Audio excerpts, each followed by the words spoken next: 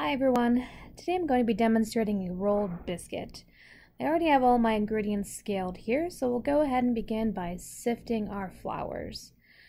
Now, this recipe uses two different kinds of flour, bread flour and pastry flour, but certainly if all you have at home, if you're making these as a pea flour, that would be fine.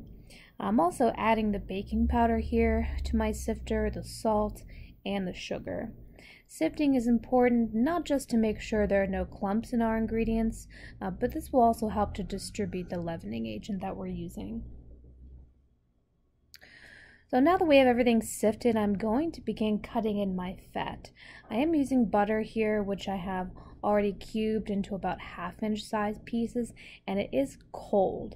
It's important to make sure that your butter is cold here because this will allow us to work with it longer with our hands and prevent melting. Cold temperatures also inhibit gluten development, which is what we want here to create a tender, flaky biscuit. Now for the small batch of biscuits, I'm going to be using my hands. If you are making a larger production batch, you could use a mixer with the paddle attachment, but it's a lot easier to overmix using the mixer, so be careful and pay attention. Alright, so now I'm cutting in my fat using my fingertips. This method has a few different names. In this section we call it the biscuit method, but it can also be referred to as the pastry method or the rubbed dough method. We use the same method for making pie crust. I'm looking for pieces of fat that are about the size of hazelnuts here. I want to be really careful not to rub the fat in too much, or else our flour will become too coated in the fat. And if that happens, it's not going to be able to absorb any of the liquid that we're going to put in here. This is a common error that I see students make in class.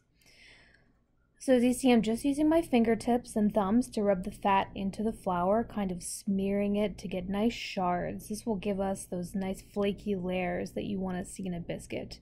So you want to work relatively quickly because you don't want the heat from your hands to soften the butter too much. Another reason why I'm just using my fingertips. Once the fat is all worked in, I can go ahead and add my liquid. I'm using milk. You can add it all at once. I'm just going to begin combining this to form a dough. It's going to be a little sticky at first, but go ahead and keep mixing and allow all of the flour to absorb that liquid. I'm going to turn it out onto the table, continue to give it a few more folds just so that all this flour gets mixed in and the dough looks nice and uniform. It's important not to overwork the dough here also. Now that my dough is looking uniform, I'm going to just loosely shape it into a square to prepare it for rolling. Make sure your table is clean. Give it a wipe off before you dust it with your bread flour. Want to make sure you use enough bench flour to make sure your dough does not stick at all. Okay, I want to roll the dough out to about 3/4 of an inch. This will give you a nice sized biscuit. You're not going to need to do a lot of rolling here, so be careful that you don't go too far and get too crazy with the rolling pin. Really just a few passes here. Check your thickness with the ruler if you need to. Make sure that you can move your dough freely around the table before you begin cutting it. Before you begin cutting, you should have already prepared a sheet pan. I have one here with a piece of parchment paper lining it, and also make sure your oven's preheated to 400 degrees Fahrenheit is what we're baking these biscuits at today. I'm using a 2.5-inch cutter for my biscuits. You could use any size you want depending on what size biscuits you're looking for, but you want to make sure that these are all consistent in thickness and size. This is going to be really important to make sure that they bake evenly. So when you're cutting here, flour the cutter using the same bench flour you use to dust your table. You want to make sure you're cutting straight down with no twisting. This will ensure a nice straight rise from your biscuits. When you're all the way through, you can twist it if you need to, just to remove it and release it. And then you should release it right onto your prepared tray. Also be careful not to touch the sides of the biscuits with your fingers. We don't want to compress any of those layers, so try to handle it only from the top and the bottom. So I am placing the biscuits pretty close together here. This will also help give them a nice rise, make sure they're nice and straight, and so they don't spread out too much. Now with your scraps, you can gently press them together, maybe give them one fold to make sure the dough is uniform again, and you should be able to get a couple more biscuits. Again, try not to overwork the dough too much. So these second or third roll biscuits, of course, they may not look as pretty as your first roll, but they will taste just as good. So make sure you use as much of the dough with minimal scrap as possible.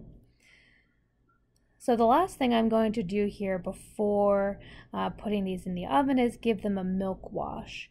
The milk wash will add a little bit of color to the tops, kind of give them a nice sheen. Okay, careful not to add too much milk. You really don't want it to be dripping down the sides or pooling around the bottom. I'm really just focusing it on the top surface of the biscuit. So these are now ready for the oven. So they'll bake for about 15 minutes, but color is really the key indicator of when these are done. So pay attention to them using, by looking at them. They should be a nice golden brown color. If you're not sure if they are done, all the way inside, pick whichever biscuit kind of looks the largest to you and just pull it open and look in the center and make sure the dough doesn't look raw. And this is again another reason why consistency is important here, so these will all bake evenly. So now that I have my fresh baked biscuits, I'm going to go ahead and I'll cut one open and I'll plate it. So you can see these are of course best served warm. Right away from the oven. If you're not going to be serving them right away, you could freeze these, tightly wrapped in plastic or in a freezer safe bag. But I would recommend reheating them, either pop them in the oven for a couple minutes or in the microwave if that's all you have, and do serve them warm. So I'm going to enjoy these with some butter and some homemade blueberry jam, but these would also be great for, a breakfast sandwich or maybe top with some sausage gravy. That's all for today. Thank you for watching and enjoy your biscuits.